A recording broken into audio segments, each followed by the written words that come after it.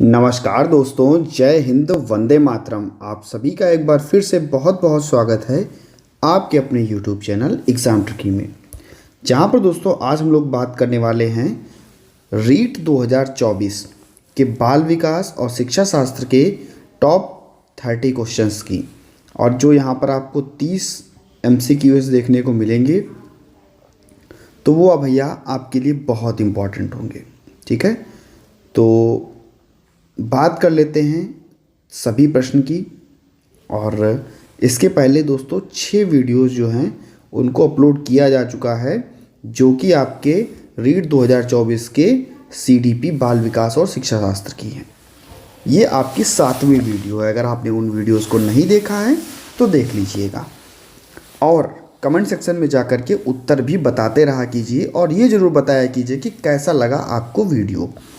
पहला प्रश्न आपकी स्क्रीन पर, निम्नलिखित में से कौन सा कथन जो है वो असत्य है?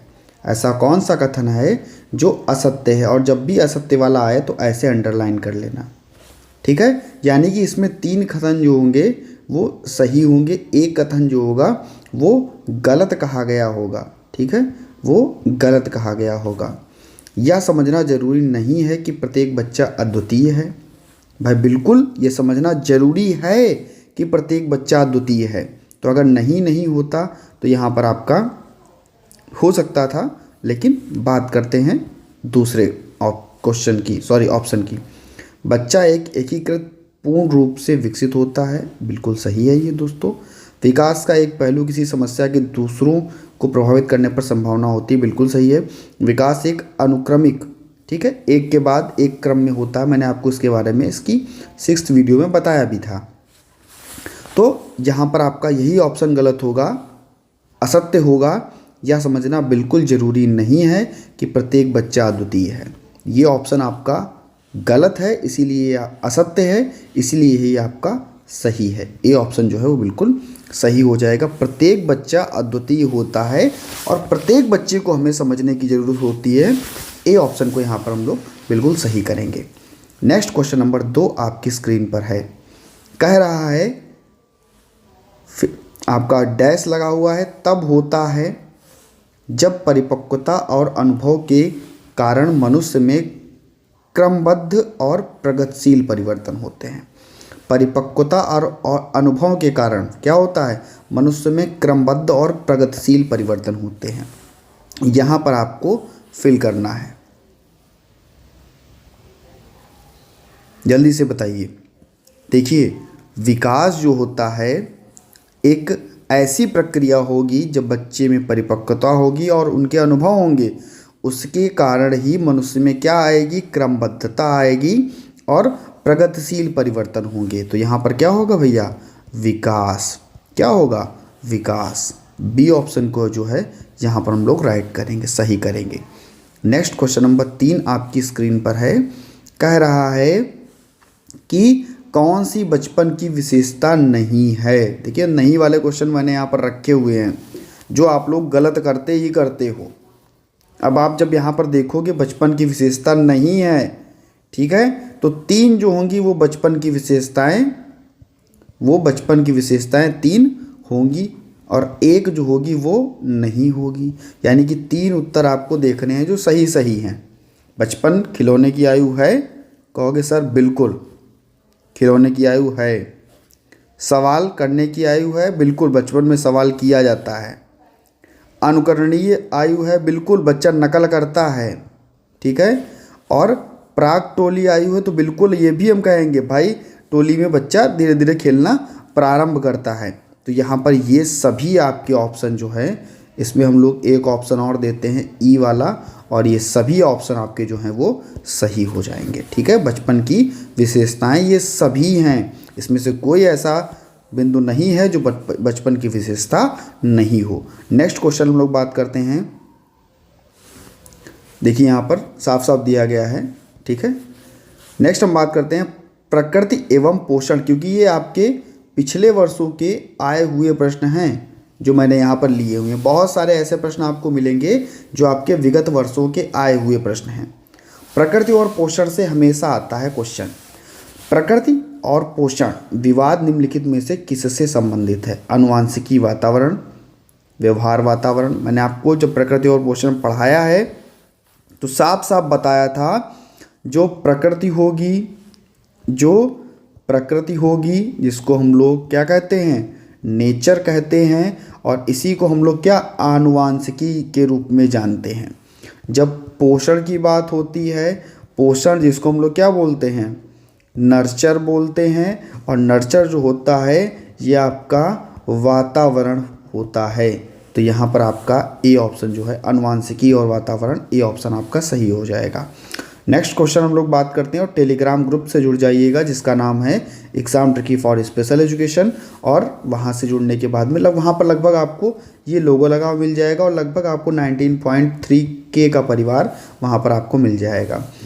प्रगतिशील बालक की बुद्धि लब्धि होती है, IQ की बात कर रहा है। बुद्धि लब्धि का मैंने फॉर्मूला भी बताया था आपको, IQ बराबर MA/CA गुणे में 100, यानी कि मानसिक आयु बटे में वास्तविक आयु, मानसिक आयु बटे में वास्तविक आयु और गुणे में 100। तो ये होता है आपकी बुद्धि लब्धि का फार्मूला। प्रगतिशील बालक की बुद्धि लब्धि, तो हम कहेंगे प्रगतिशील जो बालक होगा उसकी बुद्धि लब्धि 140 के प्लस में होगी। बी ऑप्शन को यहाँ पर सही करेंगे। नेक्स्ट हम बात करते हैं क्वेश्चन नंबर 6 आपकी स्क्रीन पर। स्कूलों को व्यक्तिगत भिन्नताओं का ध्यान रखना चाहिए क्योंकि, देखो भाई प्रत्येक बच्चा अलग अलग है, स्कूल को इसका ध्यान रखना चाहिए। और जब स्कूल को उसका ध्यान रखना चाहिए क्योंकि प्रत्येक छात्र की विशिष्ट महसूस करने हेतु, प्रत्येक छात्र को विशिष्ट महसूस करने, छात्रों के बीच अंतर को कम करने हेतु, छात्रों एवं छात्राओं की क्षमताओं एवं प्रदर्शन को नहीं जानने के लिए, ऐसा नहीं भैया, ठीक है। छात्रों के विभिन्न आवश्यकताओं और क्षमताओं के अनुसार उनके लिए शिक्षण को अनुकूल बनाया जाए। जो बच्चे की आवश्यकता है, जो बच्चे की क्षमता है, उसके अनुसार बच्चे को क्या किया जाए, उस क्षमता के अनुसार बच्चे को सिखाया जाए, और जो भी चीज़ पढ़ाई जाए बच्चे को, जो भी सिखाया जाए, एडेप्टेशन करके सिखाया जाए, अनुकूलन करके सिखाया जाए। डी ऑप्शन को यहाँ पर हम लोग सही करेंगे। क्वेश्चन नंबर 7 आपकी स्क्रीन पर है और कह रहा है प्रत्येक व्यक्ति का कार्य निश्चित योग्यता का प्रतिबिंब होता है। किसी विशेष कार्य को करने में व्यक्ति अपनी समस्त मानसिक योग्यताओं में से कुछ को प्रदर्शन के रूप में चुनाव कर लेता है। यह सिद्धांत किसने दिया? थॉर्नडाइक, थर्स्टन, गिलफोर्ड या थॉमसन? तो ये दिया था भैया थर्स्टन महोदय ने। बी ऑप्शन आपका सही हो जाएगा, लुइस थर्स्टन। यहाँ पर हम लोग थोड़ा पढ़ लेते हैं। लुइस थर्स्टन ने प्राथमिक मानसिक योग्यताओं का सिद्धांत प्रस्तुत किया था जिसमें उन्होंने मानसिक क्षमताओं की पहचान के बारे में बताया था। तो यहाँ पर हम लोग B for Bombay is the right answer. Question number 8 आपकी स्क्रीन पर, निम्नलिखित में से कौन सी व्यक्तित्व मापन की प्रक्षेपी विधि है? व्यक्तित्व मापन की प्रक्षेपी विधि कौन सी है? निर्धारित मापनी, अवलोकन मापनी, या हम लोग साक्षात्कार या कथानक संप्रत्यय परीक्षण। इसी को हम लोग क्या थर्मेटिक अपसेप्शन टेस्ट के नाम से जानते हैं, TAT के नाम से जानते हैं। तो यही आपकी क्या है, ये आपकी एक प्रक्षेपी, ये आपकी क्या है, प्रक्षेपी परीक्षण है। यही आपका क्या है, प्रक्षेपी परीक्षण है, ठीक है। तो यहाँ पर हम लोग डी ऑप्शन को सही करेंगे। मूल प्रवृत्तियों का महत्व क्या है? मूल प्रवृत्तियों का महत्व क्या है? या बच्चे के व्यवहार को प्रक्षेपी करता है, या बच्चे की पढ़ाई को छोड़ने, भैया पढ़ाई को छुड़वाना नहीं है, या बच्चे को अनुशासन सिखाता है, या बच्चे को केवल छात्रों की नहीं, ऐसा भी नहीं है। तो ऑप्शन ए और सी में से आपका सही होगा। बच्चे के व्यवहार को प्रेरित करता है, ए ऑप्शन यहाँ पर आपका सही हो जाएगा।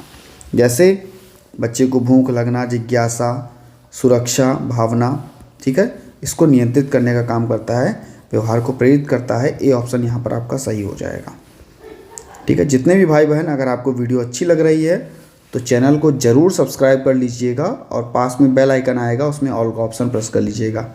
अच्छी लग रही हो तो लाइक करके कमेंट करके बताइएगा, और जितने भी ग्रुप हैं एक बार वीडियो को शेयर कर दीजिएगा। 1K जो वीडियो है वो चल जाए। बहुत अच्छा लगता है कि आप लोग वीडियोस देखते हो और शेयर भी करते हो, ठीक है। नेक्स्ट अगर हम लोग बात करते हैं आपका क्वेश्चन नंबर 10, शिक्षा का मुख्य उद्देश्य क्या है? केवल जानकारी देना? नहीं भैया। परीक्षा में सफलता दिलाना? नहीं भैया। छात्र को उनके समाज के लिए सक्षम बनाना। शिक्षा आपने पढ़ा होगा, क्या कोई ज़रूरी है कि शिक्षा से केवल बच्चे को जानकारी मिले, केवल सफलता मिले? नहीं।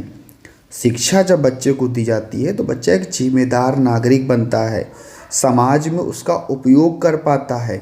बी ऑप्शन को यहाँ पर हम लोग सही करेंगे। नेक्स्ट क्वेश्चन आपकी स्क्रीन पर 11, सृजनात्मक बच्चों में सामान्यतः कौन सी विशेषता पाई जाती है? रुचि की कमी, नवीनता की खोज, आलस्य या दूसरों की नकल। सृजनात्मक बच्चों में कौन सी? देखो, सृजनात्मक जो बच्चा होगा वो नई नई चीज़ों को खोजेगा, और नई नई चीज़ों को खोजेगा, नई नई चीज़ों को प्रस्तुत करेगा, उनको बनाएगा, तो नवीनता की खोज। बी ऑप्शन को यहाँ पर हम लोग सही करेंगे। क्वेश्चन नंबर 12 आपकी स्क्रीन पर, भाषा का विकास किस पर निर्भर करता है? केवल ऐसे देखना काट देना। बुद्धि और वातावरण पर भाषा का विकास निर्भर करता है। बी ऑप्शन आपका सही हो जाएगा। नेक्स्ट क्वेश्चन नंबर 13, कौन सा कारक बाल विकास को प्रभावित नहीं करता है? कौन सा कारक? अब देखना, 3 कारक जो होंगे प्रभावित करते होंगे, एक नहीं करता होगा। आनुवांशिकता बाल विकास को प्रभावित करता है, पर्यावरण भी प्रभावित करता है। आपने देखा होगा, हम लोग अगर पोषण की बात करते थे प्रभावित करता था बालक के विकास को, हम लोग आनुवांशिकता की बात करते थे वो भी करता था, और शिक्षा भी करती है। भाई जैसा शिक्षा बच्चे को मिलेगी वैसे तो उसका विकास होगा। बालक का पसंदीदा खेल, यहाँ पर डी ऑप्शन जो होगा वो प्रभावित नहीं करता है, यानी कि डी फॉर क्या भैया? डी फॉर क्या होता है? कमेंट सेक्शन में बताओ वीडियो कैसा लग रहा है। नेक्स्ट क्वेश्चन आपकी स्क्रीन पर, अनुशासन का सर्वोत्तम रूप है? कठोर अनुशासन, आत्म अनुशासन, दंडात्मक अनुशासन या नियंत्रण अनुशासन? अनुशासन का जो सबसे सर्वोत्तम रूप है वो है आत्म अनुशासन। बच्चे को स्वनियंत्रित करना बनना चाहिए। ऐसा नहीं है कि भाई हमें अपने पर नियंत्रण नहीं है तो क्या काम हो पाएगा। हमें ऐसा होना चाहिए कि हम स्वयं पर नियंत्रण कर सकें, अपनी क्षमता को हम बेहतर रूप से पहचान सकें। ठीक है, B for Bombay is the right answer. Next question आपकी स्क्रीन पर है, कौन सा सिद्धांत बालकों में अधिगम को बढ़ावा देता है? सृजनात्मक सिद्धांत, प्रयोजन सिद्धांत, पुनर्बलन सिद्धांत या परिपक्वता? देखो भैया, जब बच्चा अधिगम करेगा, जब बच्चा लर्निंग करेगा, कौन सा सिद्धांत? हम बच्चे को पुनर्बलन देंगे, हम बच्चे को क्या देंगे? पुनर्बलन देंगे। हम बच्चे को रीइंफोर्समेंट देंगे, बच्चा काम करेगा। हम बच्चे को और ज़्यादा रीइंफोर्समेंट देंगे, बच्चा और अच्छे से काम करेगा। धीरे धीरे क्या है कि बच्चा काम करना सीख जाएगा, यानी कि पुनर्बलन की बात करता है। C for Chennai is the right answer. Next हम बात करते हैं, देख सकते हैं यहाँ पर स्पष्टीकरण भी दिया गया है। रीइंफोर्समेंट सिद्धांत के अनुसार सकारात्मक परिणामों से बच्चे में व्यवहार को दोहराना की संभावना बढ़ जाती है। कौन सा प्रकार का अधिगम रटने पर आधारित होता है? रटने पर कौन सा प्रकार का अधिगम आधारित होता है? जल्दी से बताइए भैया। जब भी बच्चा यांत्रिक अधिगम करेगा तो रटेगा, केवल रटने पर आधारित होगा यांत्रिक अधिगम। आपका B for Bombay is the right answer. Next आपका, कौन सा विकास सबसे पहले प्रारंभ होता है? सामाजिक, मानसिक, शारीरिक या भावात्मक? सबसे पहले जब बच्चा जन्म लेता है, जन्म लेने के बाद में सबसे पहले बच्चे का शारीरिक विकास होता है, इसके बाद मानसिक विकास होगा, फिर सामाजिक विकास होगा, समाज में रहेगा तो भावनाएं विकसित होंगी। तो इस प्रकार से होता है। C for Chennai is the right answer. Question number 18, कक्षा में बच्चे के व्यवहार को कौन प्रभावित करता है? कक्षा में बच्चे के व्यवहार को कौन प्रभावित करता है? केवल शिक्षक, केवल सहपाठी, परिवार और स्कूल दोनों, केवल माता पिता? तो भैया कक्षा में जो परिवार और स्कूल दोनों बच्चे के व्यवहार को प्रभावित करते हैं। जैसा विद्यालय में सिखाया जाएगा घर पर भी बच्चा वैसा करेगा, जैसा घर पर सिखाया जाएगा बच्चा विद्यालय में भी वैसा करेगा। तो ये व्यवहार को जो है प्रभावित करेगा। C for Chennai is the right answer. Next question आपकी स्क्रीन पर, खेल बाल विकास में कैसे मदद करता है? जब बच्चा खेल खेलता है तो शारीरिक विकास भी होता है, सामाजिक कौशल विकसित होता है, भावनात्मक विकास भी होता है, यानी कि उपरोक्त सभी। D for diamond is the right answer. जैसे कि आप लोग हो कौन, डायमंड हो हमारे लिए, ठीक है। और क्वेश्चन नंबर 20 आपकी स्क्रीन पर, बालकों में मूल्यांकन का उद्देश्य होना चाहिए। बालकों के लिए मूल्यांकन का उद्देश्य क्या होना चाहिए कि हम उनकी क्षमता को पहचान सकें, और जब हम उनकी क्षमता को पहचान सकेंगे तो उस क्षमता को और बेहतर कर सकेंगे, है ना। तो उनकी क्षमताओं को निखारना, उनकी क्षमताओं को और बेहतर करना, ठीक है। B for banana is the right answer, ठीक है। क्वेश्चन नंबर 21, कौन सा तत्व सीखने के लिए आवश्यक है। मोटिवेशन मिलेगा तो बच्चा सीखेगा, अनुशासन होगा तो बच्चा सीखेगा, कक्षा का वातावरण या खेल। तो हम जब कहेंगे जब बच्चे को ज़्यादा से ज़्यादा मोटिवेशन मिलेगा, आंतरिक रूप से बच्चे को मोटिवेशन मिलेगा, सीखने की प्रक्रिया और बेहतर होगी, छात्रों के लक्ष्यों को और बेहतर किया जा सकेगा, ठीक है। ए for America is the right answer. Next हम बात करते हैं आपके सीखने में सबसे अधिक प्रभावी तरीका है अनुकरण करके सीखना, व्याख्या, प्रयोग या कक्षा में चुप रहना। जब बच्चा प्रयोग करके सीखता है ना, प्रोजेक्ट के द्वारा सीखता है, प्रयोग करके सीखता है, खोज करके सीखता है, अनुभव से सीखता है, ठीक है, तो सबसे बेहतर सीखता है अनुभव के माध्यम से। C for cat is the right answer. Next, बालकों की बालकों की शिक्षा में खेल का महत्व क्यों है। मनोरंजन प्रदान करने के लिए, अनुशासन बनाए रखने के लिए, स्वास्थ्य, प्रतिस्पर्धा, टीम वर्क के लिए, केवल वाला तो ऐसे काट देते हैं, स्वास्थ्य, प्रतिस्पर्धा और टीम वर्क बनाने के लिए। बच्चा एक साथ खेलेगा, जब बच्चा खेलेगा तो क्या होगा, टीम बनाएगा, एक दूसरे का सहयोग करेगा और बच्चे की स्वास्थ्य भी बेहतर होगा। C for Chennai is the right answer. बाल केंद्रित शिक्षा का अर्थ है, बाल केंद्रित शिक्षा का अर्थ है बच्चों की क्षमताओं और रुचियों को प्राथमिकता देना, शिक्षकों पर निर्भरता बढ़ाना, केवल और केवल ऐसे काट दो, पढ़ो ही ना उसको। बच्चों क्षमताओं की क्षमताओं और रुचियों को प्राथमिकता देना। A for America is the right answer.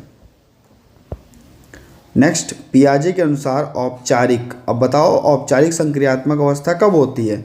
तो आप कहोगे सर पहली अवस्था 0 से 2 वर्ष, दूसरी अवस्था 2 से 7 वर्ष, तीसरी अवस्था 7 से 11 वर्ष और चौथी अवस्था 11 से प्लस। इसी को हम लोग क्या बोलते हैं, अमूर्त संक्रियात्मक अवस्था। इसी को तो हम लोग अमूर्त संक्रियात्मक अवस्था बोलते हैं। क्या होता है इसमें, बात करते हैं। क्वेश्चन नंबर 25 जल्दी से बताइएगा। तर्क और विश्लेषण कर सकता है बच्चा, केवल मूर्त चीज़ों नहीं भैया। देखो भैया, जब अमूर्त चीज़ों के बारे में बात करेगा तो बच्चा तर्क करना सीखेगा। भाई उसको पता थोड़ी ना ये चीज़ ऐसी है, उसके बारे में विश्लेषण करना सीखेगा। ए for America is the right answer. 11 वर्ष से जब ऊपर बच्चा होगा तो बच्चा विश्लेषण, अमूर्त चिंतन करना सीखेगा। ए for America is the right answer हो जाएगा। क्वेश्चन नंबर 26, सीखने में प्रेरणा का महत्व, मोटिवेशन की बात करता है, आखिरकार सीखने के लिए क्यों जरूरी है। मोटिवेशन जब बच्चे में होगा तो बच्चा बेहतर रूप से सीखने का प्रयास करेगा, अधिक प्रयास करेगा, प्रक्रिया जो होगी काफ़ी रुचिकर होगी और प्रोत्साहन भी मिलेगा। तो ए फॉर यहाँ पर हम लोग सी या सीखने की प्रक्रिया को रुचिकर बनाता है, अंक प्राप्त करने के लिए नहीं बेटा, ठीक है। C for cat is the right answer. Next, किशोरावस्था में बच्चों के लिए सबसे बड़ी समस्या क्या होती है। गला बैठ जाता है भैया धीरे धीरे, इसलिए बोलना पड़ जाता है कभी कभार। तो मेहनत हो रही है तो भैया वीडियो को लाइक तो यार कर ही दिया करो, है ना। लाइक कर देते हो तो अच्छा लगता है, थोड़ा कमेंट करके बता दिया करो कि सर हाँ अच्छा लगा, दूसरी वीडियो हमको भी बनाते थोड़ा अच्छा लगे। जब किशोरावस्था होती है तो वहाँ पर क्या होता है, बच्चे में बहुत ज़्यादा उथल पुथल होती है, ठीक है। इसी को हम लोग क्या बोलते हैं, किशोरावस्था को ही, इस अवस्था को ही हम लोग क्या बोलते हैं, संघर्ष, संघर्ष, तूफान, तूफान, तनाव, संघर्ष, तूफान, तनाव की अवस्था, संघर्ष, तूफान और तनाव की अवस्था किसको बोलते हैं, किशोरावस्था को, ठीक है। तो यहाँ पर कह रहा है कि किशोरावस्था में बच्चे के लिए सबसे बड़ी समस्या क्या होती है, पढ़ाई का दबाव, शारीरिक और मानसिक बदलाव, खेल की कमी या सामाजिक मेलजोल। ये भैया होती है सबसे बड़ी समस्या। शारीरिक और मानसिक परिवर्तन होते रहते हैं बच्चे में, तो हम लोग B for Bombay is the right answer लगाएंगे। नेक्स्ट क्वेश्चन नंबर 28 आपकी स्क्रीन पर, कौन सा अधिगम पुनर्बलन पर आधारित था? पुनर्बलन के लिए एक ही लोग जाने जाते हैं जिन्होंने अनुबंधन का सिद्धांत दिया था, और ये कौन थे? स्किनर जी, जिन्होंने भैया चूहे पर प्रयोग किया था। जिन्होंने किस पर? चूहे पर प्रयोग किया था। इसको भी याद रखिएगा, ठीक है। इनको पुनर्बलन के माध्यम से इन्होंने व्यवहार को बेहतर बनाने की बात की थी। तो यहाँ पर आपका C for cat is the right answer हो जाएगा। नेक्स्ट, सीखने के लिए सबसे उपयुक्त अवस्था है। सीखने के लिए सबसे उपयुक्त अवस्था कौन सी है? बाल्यावस्था। जब बच्चा घर से बाहर निकल के जाता है और नई नई चीज़ों को देखता है, सीखता है, ग्रहण करता है, अनुकरण करता है। ए for America is the right answer. Next आपकी स्क्रीन पर, और इस वीडियो का भैया लास्ट क्वेश्चन है, ठीक है। अब तो ना बोलना पड़े कि वीडियो लाइक करो, चैनल सब्सक्राइब करो। आपको अगर अच्छा लगा होगा तो आप खुद ब खुद कर लोगे। और जितने भी भाई बहन जिन्होंने चैनल को सब्सक्राइब कर रखा है, आप सभी को पता है स्पेशल एजुकेशन का एग्ज़ाम ट्रिकी परिवार नंबर 1 यूट्यूब चैनल आप सभी ने जिसको बनाया। तो दोस्तों, जितने भी भाई बहन हो, एक बार वीडियो को शेयर जरूर कर देना यार। बालकों की शिक्षा में समूह अधिगम का क्या लाभ है? देखो, जब बच्चा समूह में अधिगम करेगा तो बच्चा क्या करेगा? सहयोग की भावना उत्पन्न होगी, बच्चे का सामाजिक कौशल बेहतर होगा, एक दूसरे के साथ में बच्चा कार्य को बेहतर करेगा।